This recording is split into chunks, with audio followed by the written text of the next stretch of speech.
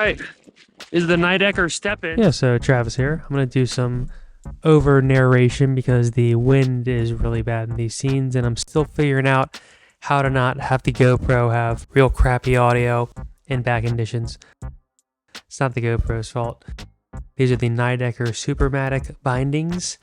Little testing review.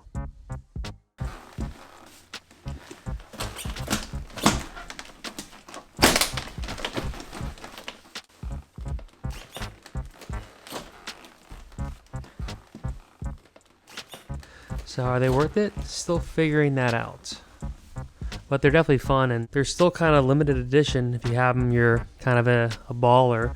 They are $3.99 though. $3.99. So them big bucks. Here's myself putting them in. So this is when it goes successfully.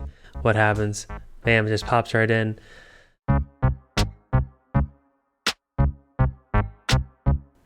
So for me, they feel nice because they're kind of just generally a medium flex, I would say, and still figuring them out.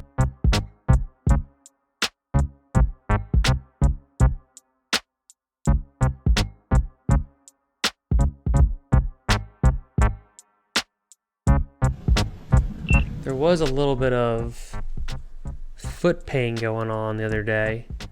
So here you can see they were performing really good and like some good snow, and they felt really nice after trying a few configurations.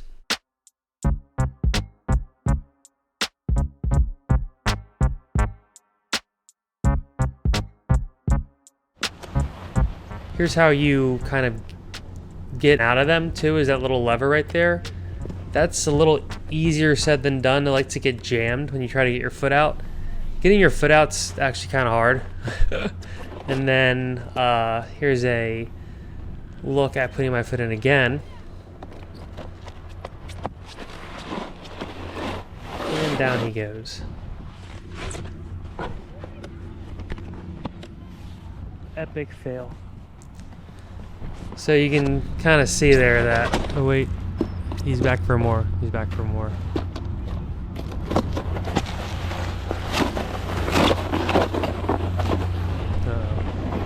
See, sometimes it's like a real big pain in the ass. This is where I just kind of got upset, because you buy something you want to work, and then when it doesn't work like you wanted to, you get upset. The cycle of the circle of life, the cycle of consumerism. More footage of me riding with the Nidecker Supermatic bindings, and as you can see, I really had some fun, good turns with them, and I think I've had about 6 sessions on them. So yeah, still breaking them in, but it was interesting how they performed really good right away, and then kind of seemed, as I'm getting used to them, they're also still kind of changing, and I'm still figuring them out. But like the foot pain I was talking about was just from it's kind of like a pressure point, so they're not that uncommon with bindings or boots. There's just so many little things that go into riding a snowboard or skis that it's kind of almost impossible to not have some point in one of your feet that's going to be a little out of place just because it's, but I'm going to keep riding for this season and see where it goes.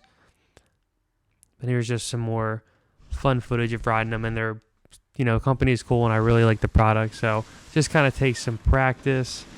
Getting used to it can be a little tricky because sometimes you have to kind of stand at a certain angle when you're stepping in them, and if your angle is a little wide and just kind of different, or just however, it's just a weird way to step in if you have a wider stance. For instance, like I kind of have a wider stance, +18, -9, and I've played around with it for a while, and that's the current stance I'm using that I like. And it's pretty wide. It's like one up and back from reference, I believe, and it's pretty much all the way back shifted because it's fun riding it like that. You can still ride the sports switch if you, I think, have your stance wide enough.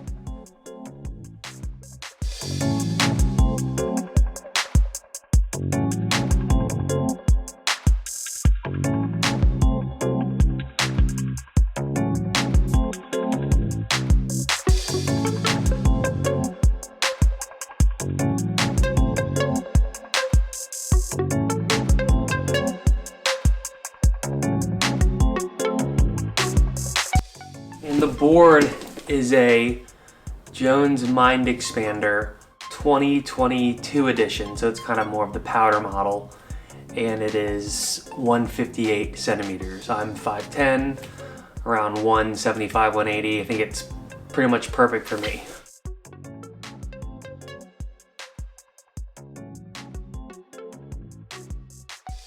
And also just wanted to mention how, so even though these are step-in bindings, you can also, like a normal binding, unstrap and strap in. So on one of these final days in this video, I kind of just wanted to see how that would go for like a session, and it went well because I was kind of getting a little frustrated with strapping in and out, and there was for some reason that day my one foot was acting up a little bit. So I was just strapping in and out, and that went well. So it's good you can strap in and out also when you're in like some deep powder at a weird angle. Your one front foot will always stay strapped in, so it's really just going in and out of the one foot. When you're on a roll and it's working great, it's awesome. Just when you kind of get those little hiccups, it can kind of get a little in the way of just your routine. But when you're strapping in good and you're clicking that little lever and getting out good, it's like butter.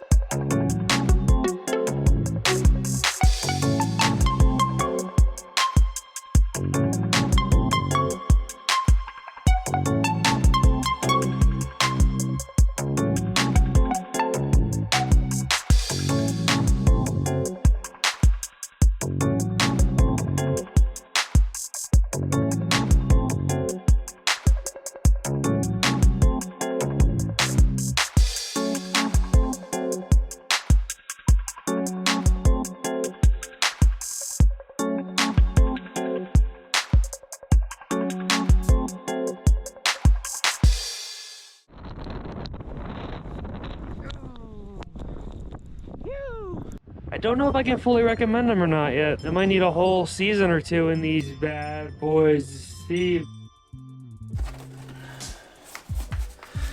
Just to give you guys a demonstration of old school method, you ratchet in like a regular binding with these.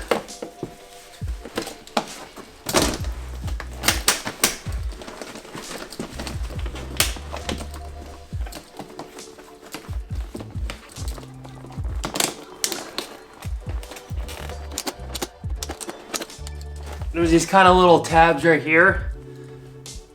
You lift that up and you crank it down. That's how you kind of lock and unlock it. So you gotta make sure that's locked after you tighten these up. To be really honest, they're not the most smooth when you're doing it like a normal binding, but they do work. And once, you need to give binding some use to really let all the ratchets and all that work properly. They need to get some love and some use before everything's really smooth.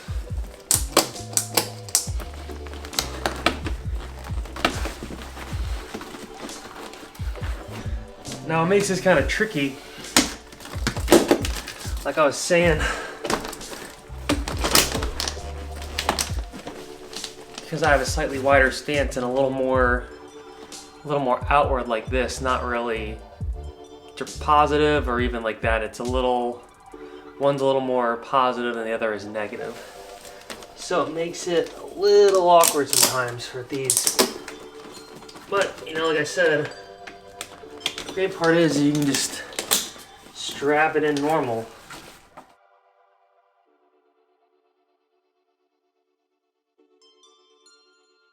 Thanks again for watching. Till next time, peace.